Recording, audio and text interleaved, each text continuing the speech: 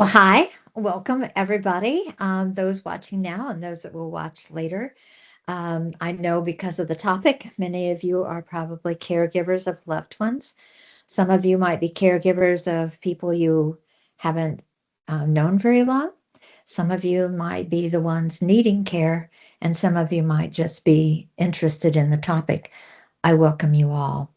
I am not here to sugarcoat our journeys. They're not easy. I know. I was a caregiver for my husband who had dementia. And there were times when I wanted to give up. And I'm sure there might be times when you want to give up as well. And that is okay. We're human. We're human. But I am here to give you help and hope that there is a purpose for the grief that we go through. For I believe that as caregivers, we are being guided to become better individuals. I know I have. I am not the same person that I was prior to being my husband's caregiver. And I like the new me. Some of you may have asked, why me? And I say, why not you? When we ask, why me, we're actually asking through a victim mode. And what I hope is that we can ask for what are we going to learn from this process? Could you attempt to flip the narrative and believe that maybe you're being a caregiver or a care needer is a gift? I know we think of gifts as something we want to receive, but we could actually be honest and say there are gifts that we have gotten that we don't particularly like or want to keep. Maybe you've even passed it on. But I dare say that the gifts that we have received have always come from love. My husband was a very spiritual person, and like maybe you have, for years we denied that anything was changing in his brain until finally we could no longer do so. Things were too evident. So after he was diagnosed officially with dementia, um, I, as a speech language pathologist, I'm used to interviewing. So I thought I would like to get his thoughts on what he thought dementia was all about.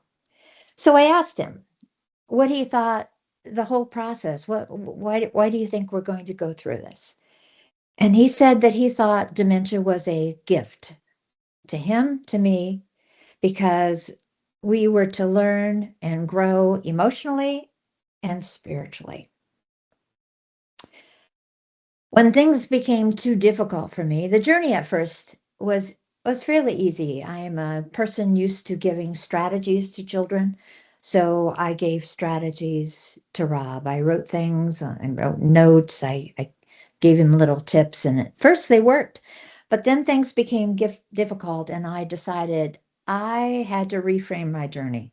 I had to find those gifts that he so believed that I would find. When I turned 50, it seemed to me that my life was like patterning my grandparents and my parents. Why were we repeating some of the same things over and over again? So when I was 50, I set out to write a book, to find what was the beauty in our journeys and what were we to learn that maybe we hadn't. And as I chronicled my grandparents' lives and my parents' lives, I came up with what I call 19 spiritual insights that we were to learn and to practice. And for the next 20 years, I applied those spiritual insights. Whenever I was having difficulty in my life, I would look back and I'd say, which one of these would apply and which one could I learn more about? I'll just go over a few of these. I have actually given Kathleen a link to them. So if you're interested in the 19 insights, they're also in the book that I wrote. But if you just want the insights, feel free to ask her for those. One is like positive action makes life a much easier journey. Giving up who you are is a much greater tragedy than losing your possessions. Savor the moments of life to live now, not in the past or in the future. If we quiet our minds and open our hearts, godly messages can be heard to guide us in the right direction. Those are just some of the 19 that I used. So after things became really difficult, I realized that I was putting too much of my life on hold. I crashed. I cried, Rob cried, and I was losing me, and Rob was losing him, and I knew things had to change. So, determined to find those gifts, I took these 19 insights one at a time to see if I could apply them to things that had either happened that day or things that I had journaled about when things were easier, or journaled about that the night that it happened. And the book that I wrote, From Fear to Peace, chronicles that journey that I took. And if people read it, you can see that I grew through the process, and I went from fear to peace. I uncovered so many gifts in our journeys. So much I learned about me. From the time I was little, I have been a happy person, and I was taught that happy was who I am. So every day I was expected to be happy. Even if I felt sad inside or angry inside, those were not emotions I was to have. I was supposed to be happy. So that's what I did. I put on a happy face all the time. And because I didn't like a lot of conflict, and because I am the age that I am, I was taught to be a people pleaser, not to rock anybody's boat. So I became a chameleon. So wherever I was, whatever they like to do, I like to do. And I didn't cause any waves, and I didn't cause any waves with my husband either. I never argued with him. I never shared my opinion. I never told him that I wanted to go dancing, even though he didn't want to. I was the people pleaser. From the time I met my husband, I always believed in his value, and he always believed in mine. But we came from different backgrounds and we brought different things to our marriage, different challenges. I kept silent too much, and I had lost me in our process. And Rob had never been grown. He never was around people who gave him unconditional love. His parents always had conditions on any love they gave out. I was around unconditional love, but my mother had a lot of mental instabilities, and that caused some issues in our family. And I buried all this within me until I took care of Rob, and all those insecurities came out. As our journey continued, Rob became a vessel of unconditional love. And I became the authentic me that I had always wanted, that was always buried inside, and I didn't really allow it to come out. But now I do. So I'm going to talk a little bit about how I flipped the narrative and the little things that I learned about me in doing so. I found that with dementia patients, the greatest thing about them is that they live in the present moment. For a dementia patient, there is no past, there is no future. It's the present moment. And yet that present moment, they can just be. So whatever is happening in their life, they're just in that moment. That's why they ask 1,000 questions over and over and over again. And yet I lived my life worried about the future or agonizing over something I had done in the past, always doing, because I had been taught that the more you do, the better you were. But when we do, we don't really ever exist in the now. So as Rob progressed in his dementia, it became harder and harder for me to do any of the things that I love to do. I love to walk, and that became almost impossible to do without him at my side, which he could walk for a little bit. I had to give up my artwork. I had to give up my independence, and it became too much. And then one day I got the message, Linda, stop doing and enter Rob's world of being. I have learned that if I put, he loved Adam Sandler's movies. So if I put an Adam Sandler's movie on, he could watch it for short periods of time that got shorter and shorter and shorter as he progressed until I had to sit beside him about 2 inches apart. But when I sat beside him, I was always on my emails or I was doing something. And then the message I got was stop, enter his world and just be. So I put my head on his shoulder. I held his hand. I kind of watched the movie he was watching, movies that not have gained my attention in the past. And I entered the world of being present in the present, to let go of any worry, to let go of any regret, and just be. And that, I believe, is the greatest gift that I got in our journey. Because today, I can just be. I can just sit and absolutely be in the moment without any thoughts of the past or worry of the future or anything, just be. What I learned is that I watched other people reacting to the questions that they asked and saying things like, you already asked that. Why are you asking that again? Or you already told me that. Stop telling me that again. But remember, they live only in the present.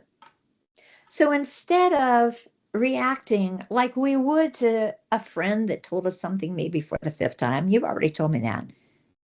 Go into their present moment and accept the gift that they gave you of that question or of that comment, like you would if it was the first time you heard it. So I learned to, instead of saying things like, Robbie, I've already said that, to say things like, that is a very interesting question. I'm glad you asked it. Yes, I do like blah, blah, blah. Or, thank you so much for sharing that. And when I accepted his questions like I would in the moment and realized that that's where he's living, it became easy to respond to him in that moment with kindness. I also learned that as he progressed, and maybe some of your loved ones are there too, that he became almost like a toddler, like a 2-year-old. And what do toddlers do? They throw temper tantrums. And why do they throw temper tantrums? They throw temper tantrums even when they can't get their message across or they feel threatened or judged. So if we react to our loved ones with any kind of attack on them, or like, you already told me that, that is going to set them off. So again, accept the question or the comment I found like it was the best gift that they have given you, the gift of that question in that moment. I also learned that I could not show any anger toward Rob at all. If any anger came out, he would be set off. And like a toddler, he'd either throw something or his more common response was to leave the house and go for a walk. Now, I did put a tracker in his pocket and I also had a tracker on his phone. And sometimes I let him just walk by himself to allow him some dignity. And then I could see if he was going outside our neighborhood, then I would run after him, or I would alert a neighbor and they would run after him. But what I learned is that you can't really attack them through anger, but I had to release my anger. What happened is he used our kitchen stools often as urinals, and that was really hard for me. And so I knew I couldn't attack him and say, why'd you do that? But also what I learned is that I was burying that anger inside me. And one day when we were at our son's house and he said something, I exploded. And I exploded on the wrong person. He wasn't the person that I was angry at the time. I was angry at all that anger that had built up. So I realized that I had to find a way, and I suggest that you do too, have to find a way to release that anger that we feel that is human. It is human when our loved one is doing something that causes us a lot of grief. Either that we have to stop what we're doing and go chase to make sure they're safe, or we have to clean up a mess that they've made. It's human to have anger, but I learned that I had to get rid of it in a way that didn't set him off, but a way that helped me. So I found a 4-letter word that begins with the letter F. I was raised in a home where no words were ever used that could be misconstrued of anything that was not appropriate. And so, as a goody two shoes, I'd never sworn in my entire life. But I found this 4-letter word that begins with an F, and I started using it. And that I found released a lot of emotion at the time. And Rob didn't feel attacked by it. He heard that I raised my voice, but he didn't react to that because I wasn't directing that anger toward him. It was a word that I was saying. And then I thought, oh, I'm going to play a game with this. So I started playing this game. I called it the F word game. And every time I used the F word, I counted it. Sometimes it was like, especially when he was urinating, I probably released it several times in a row. And so each of those counted. So at the end of the day, if I had used the word maybe 2, 3 times, I thought that was a good day. We had a party at night. So after Rob was to bed, I celebrated. I had extra chalk that I loved. And I made sure that I was in a celebration, gratitude way of thinking. And on those days when the F word was released 20 or more times, or even 15 or more times, I took a salt bath, an extra long one, to get rid of some of the tension that I felt. That might not be your method, but what I'm saying is we have to honor our emotions. It's okay to be angry. It's a hard journey, but find a way to reduce it so that you're not unleashing it either on the person with dementia or on someone who had absolutely nothing to do with your anger. I found ways that I had to get some time for myself. I am a person that likes a lot of alone time. And so what I found is that although we used to always go to bed together at the same time, I started staying up later. Even at first, it was uncomfortable for me to stay up that late. I started staying up later just to give myself some time. As he progressed, that gave me more and more time because he was sleeping more and more, and I could sleep during the day. And that was the time that I could go into my relaxation mode. I still couldn't paint because that bothered him. I still couldn't go for long walks because I couldn't leave him alone. But I could take time and enter the world of being that he had taught me how. One night, as I was taking an extra long bath, because it had been a hard day, I got this message, and it was, Linda, honor you. Time to paint your house. Now, that might seem strange, but remember, I was that people-pleasing person. So the colors in our house were always kind of a compromise, but they basically were Rob's colors, not mine. I love light colors and fairies and things that are lighthearted. And so I got this message. So we headed to the paint store. And if you can see me as I talk behind me, you can see it's a jewel color, fairy color, light blue. The whole house is now light blue and light blue greens, fairy colors, as I call them. The next day after we got the paint, I started painting. He was right beside me, painted all. And as I painted the house, it was like I was reclaiming me. Like the house became a lighter, brighter, and I noticed that Rob seemed to like it too. And so to really honor me, I put on some music and I started dancing, something I really had never done with Rob around. And what I found is that he joined me. Sorry, I get kind of emotional. And we started dancing together. Never, ever in our 50 years of marriage, 50 plus, have we ever danced together.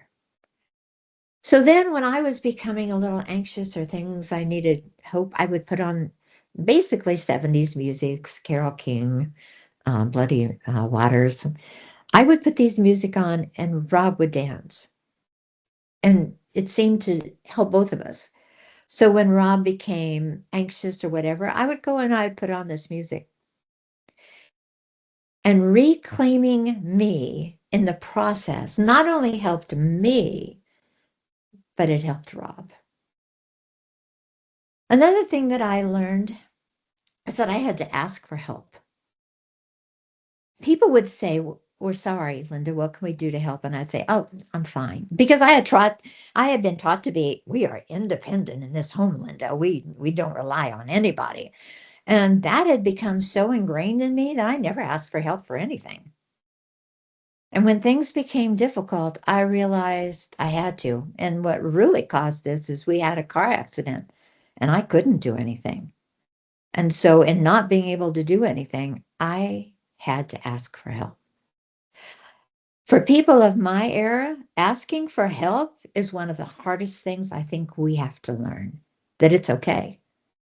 So if you are one of those caregivers that haven't asked your friends, your neighbors for help, and you're feeling a little overwhelmed, they're there for you. I can guarantee you. When I asked for help, there wasn't a single person who said, "Why would I help you?" They brought me meals. They said they would help me with my lawn work. They would help me with whatever I needed, rides, whatever I needed. And some offered to come over and sit with Rob so that I could leave the house. They're there for us. We have to let down our guards long enough to ask. The other thing I learned was as a speech language pathologist, I had been laughed at as a child for the way I talked because I messed up all kinds of words. So I became a speech language pathologist. I said I was that person riding on that horse, ready to save everybody from the laughter I had received. But what I learned in teaching kids is that it often wasn't the words we used, but maybe the intent behind the words. Yes, people laughed at the words I used, but they understood the intent behind my words was always love-based. And so what I had learned with Rob is that when he no longer really could communicate much at all, we still communicated. We communicated by hugs. We communicated by smiles.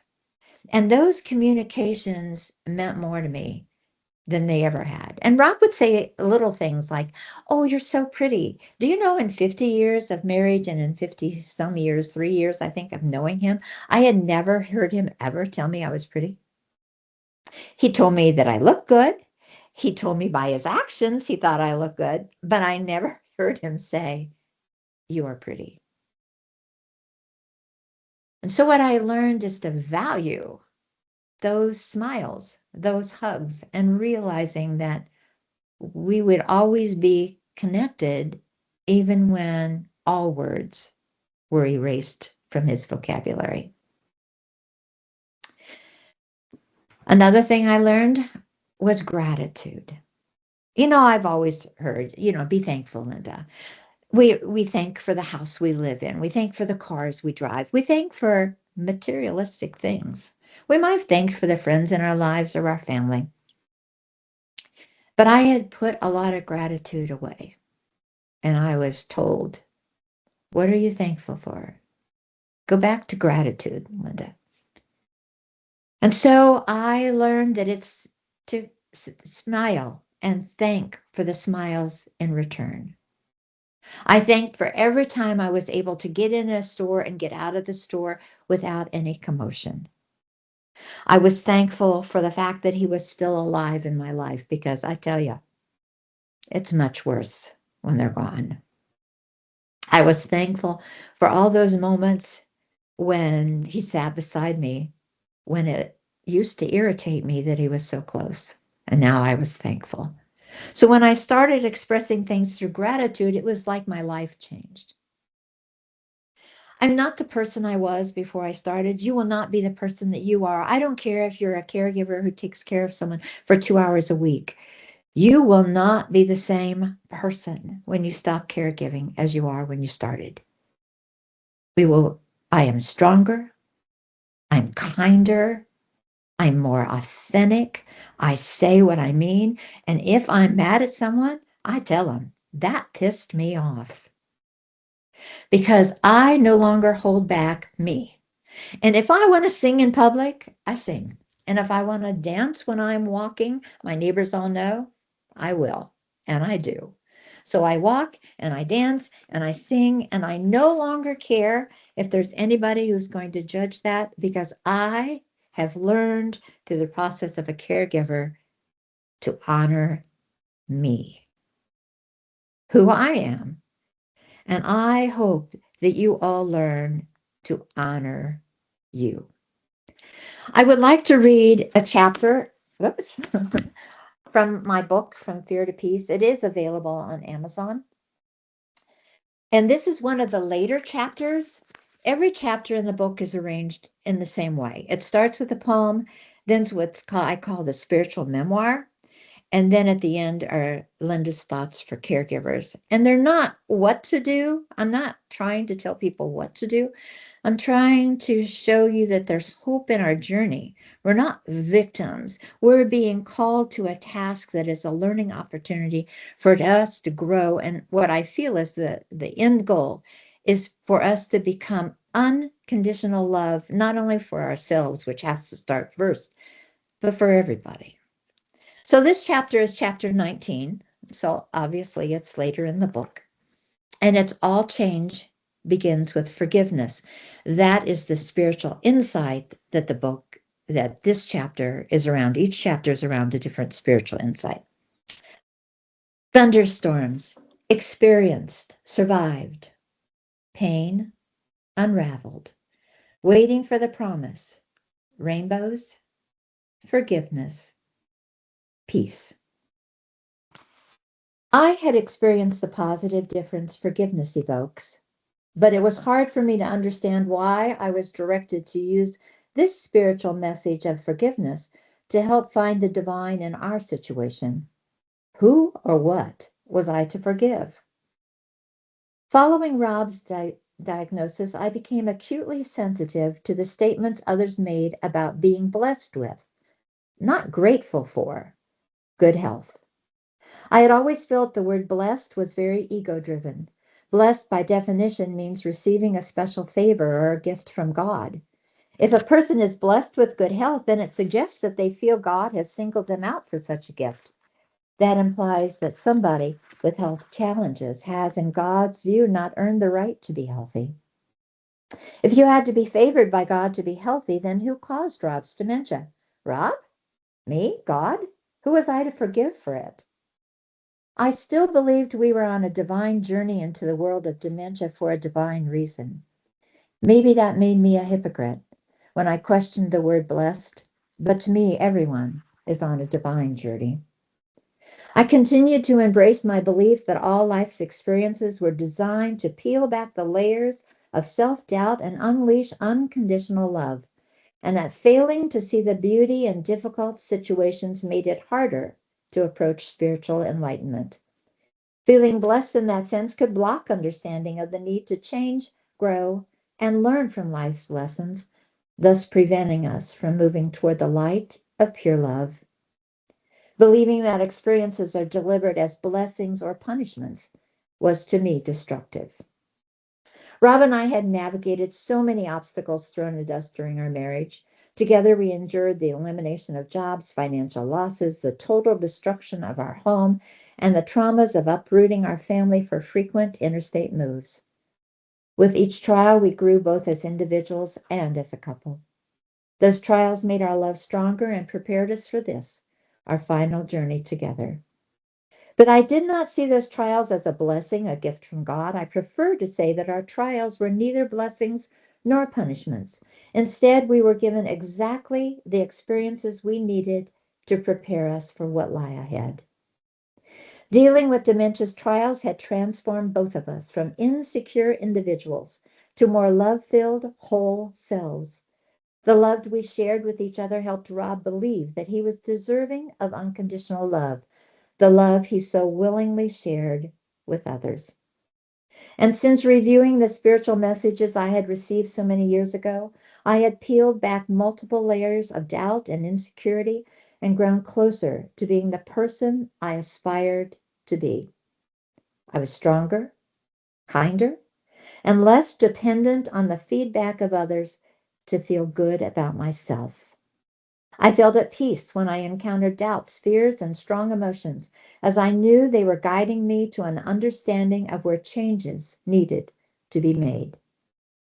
Because I believed all experiences have value, there was no need to forgive Rob, myself, or God for our trials. I saw value in what we were experiencing, whether easy or difficult. Rob and I were closer to being the best versions of ourselves. Forgiveness was unnecessary.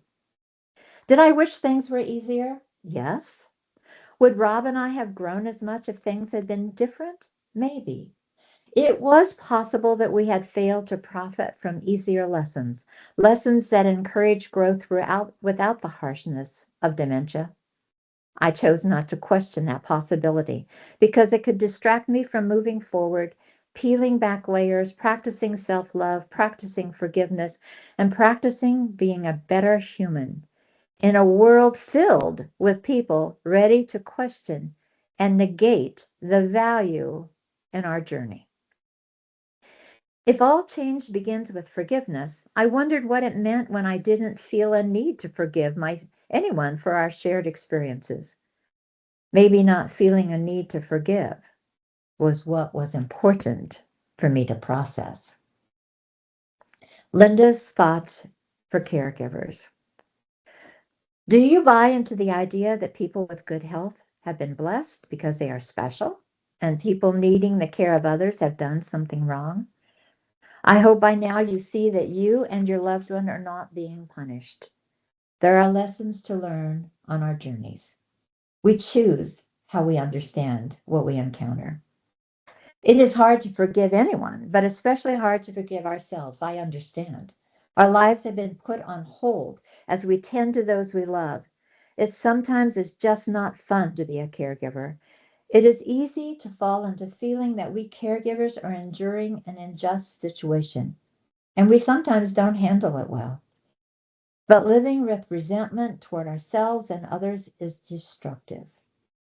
I believe Rob's words that dementia can be a gift if we allow it to teach us. I have learned a lot. I know you have too.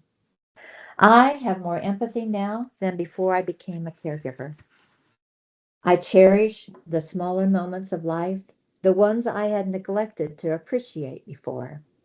I bask in Rob's childlike exuberance, and I believe in my value as a human being more than I ever have. When situations get tough, I try to concentrate on the positives. Doing so doesn't eliminate negatives, but it lessens the pain and pushes away my need to forgive myself, Rob, God, doctors, insurance companies, or other objects of the negative thoughts that sometimes take over my mind. Remembering the love Rob and I shares with everyone always helps.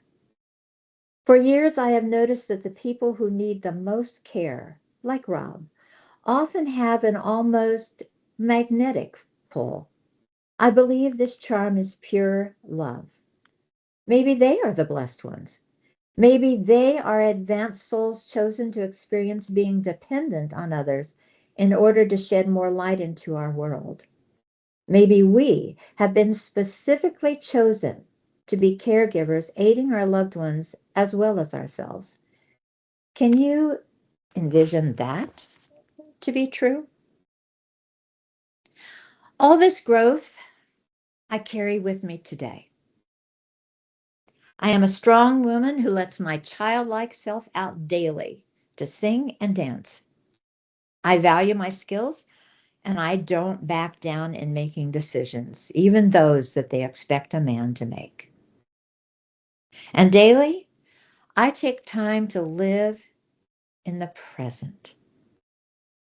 I express gratitude for all of life upon rising in the morning, throughout the day, for all those little things I used to ignore, and before I go to bed, for all that I have experienced during the day. I'm not here again to sugarcoat your journey. And if you're just beginning, I'm not here to say it's not going to be hard. But I am here to say that there are gifts and lessons that we can learn to become a better version of ourselves. I know I have. I know I appreciate all that I've learned. And I'm here to share that it's hard when they pass. If you notice, there's a picture behind me. This picture is important. For when I married Rob, he asked one thing because he grew up in a house that wasn't always very pleasant. And his mom had flowers on everything. Their sofas and chairs had flowers, their pictures had flowers. So he asked me to promise no flowers, except for real ones. And so for our 53, I think, years of marriage it was, I don't even remember anymore, I honored his wishes. And when he passed, I was like, it's time to bring flowers into this house. So I bought this painting behind me, and it honors me, the new Linda, a Linda that refuses to be anything than who I am. Sorry. Emotions don't always go away. And that is what I hope you find as well. I hope you find the gifts in your journey. I hope you go from fear, if you're there, to peace. I hope you can see how much you are learning and moving toward the light of love. We all come from different places. We all have different personalities. Our people needing care all have personalities. And there are different types of dementia that bring different types of challenges to the individuals. And that's, I guess, what I want to leave is just, I have gone from fear to peace, which has helped me with the grieving process and to continue the gratitude for all that I learned. My audiobook, I'm real excited about, will be out within the next month because I know as caregivers, we can't always read. I'm hoping that my book inspires people to see that we're not victims and any trauma, that we can relook and we can grow through whatever we experience, and to appreciate all those little experiences that are pushing us forward. And with that, I am open for any questions or comments that you have. Otherwise, thank you so much for listening to what I have to say. Take what you want from it. And I used to give talks as a speech pathologist, and I said to people, you don't have to be upset about what you forget, because what you forget is not meant for you anyway. Just acknowledge what you remember, because that's what's to land on your heart. And that's what we can use to grow from. All right, Kathleen, are there any comments or questions or? We have someone typing right now, so we'll just give them a few moments. So someone said, thank you. My mom is currently a caregiver for my dad, and I listen in to find ways to support her. I know it's going to come off like sounding like a promotion, but what I gave today, I have lots of tips in the book, strategies to use or things. I can give you a specific if you have a specific something you want, but otherwise, I've talked pretty generically today. Rather than going into specifics, although just she needs an outlet. She needs your support. She needs to get out of the house. She needs to find ways to honor herself. Because if your mom is of the age I am, we were taught to be the people pleaser.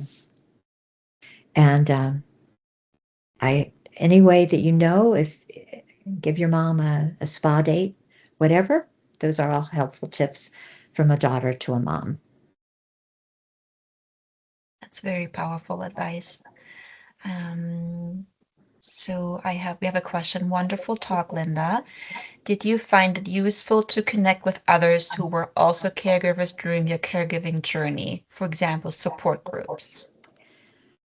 Okay, so I do mention that in my book that some support groups are very powerful. I am a reflective thinker. That means I prefer quiet. So I have to go inward and then I could go outward. So I don't seek out groups. That is not my personality, but that is the personality of many, many people. So for me, I didn't want to listen to anybody else who was farther in the process. I didn't want to listen to negatives. So I had to do it a different way. But I find them to be very powerful for a lot of people. So I would say you have to know yourself. Are you a person that talks to other people to get input, or are you a person that listens to yourself? Are you a person that shares easily, or are you? And now it's going to look like I share easily, which I do, but I also have to think before I do so, and I'm a reflective thinker. I don't know if you know what that means. It means I don't think like that unless it's something that I've already thought through. So I had to go in here. I had to take my baths. I had to do my prayer time, my meditation time, whichever you call it. Um, that's how I did it. Yes, so the person who's a daughter of her dad who is going through this journey, they said, I'm definitely interested in your book. For her, she's early in her journey, and I know she will be interested in your insights. Well, thank you. Like I said, it's available on Amazon right now, and the audiobook, we'll be sending it off to be reviewed. Amazon has to make sure that the book has to perfectly match with the audio. So that will probably be out within maybe, I don't know, 2-3 weeks. Otherwise, the book is available now. It's $20 on Amazon. Thank you, Linda. I really appreciated your honest and raw story, if that's a good word to use, It is experience. raw. Mhm. I would say raw. My book is raw. It doesn't sugarcoat anything. I write down episodes that have occurred. Um, it is raw. Yes. Thank you. That's a good word. Yes. Yeah. And I personally appreciated your note on that you counted those efforts over the day, and if it was 5 or less, it was a celebration, and if it was a little bit more, you took actions in a different way of, taking a nice long bath. That's helpful in many ways. It's just a really human and great way to see that you found your coping mechanisms. And while you obviously stated that they won't work, that they won't necessarily work for everyone, but I think it gives someone an idea of, how to cope. And they can probably find their own ways. But I think it's Right. just really powerful of you sharing your story and being so honest and sharing your emotions and also the tougher sides of this caregiver journey. So not to sugarcoat anything. So that's really, really powerful. And I thank you for your time to share that with the group. Well, I thank want you for the to opportunity. I appreciate it. absolutely. Yes. Is there any other one who has questions? Please pop them in the chat. Your mics have been disabled just to protect your confidentiality and your privacy. Please pop them in the chat. Otherwise, Linda, if someone wanted to get in contact with you directly, just if they have questions they don't feel comfortable sharing Right. during this session, is there a way of getting in contact with you directly? Kathleen, if you can, My email. I check my email probably the most, and I do Okay. answer people. I do answer people that have contacted me that way. Do you have my email, Kathleen, or I did I? do. I will pop it Okay, in the chat if that's okay with you. that is absolutely fine, and Okay. I will answer their questions. I'm not an expert, and I don't profess to be one.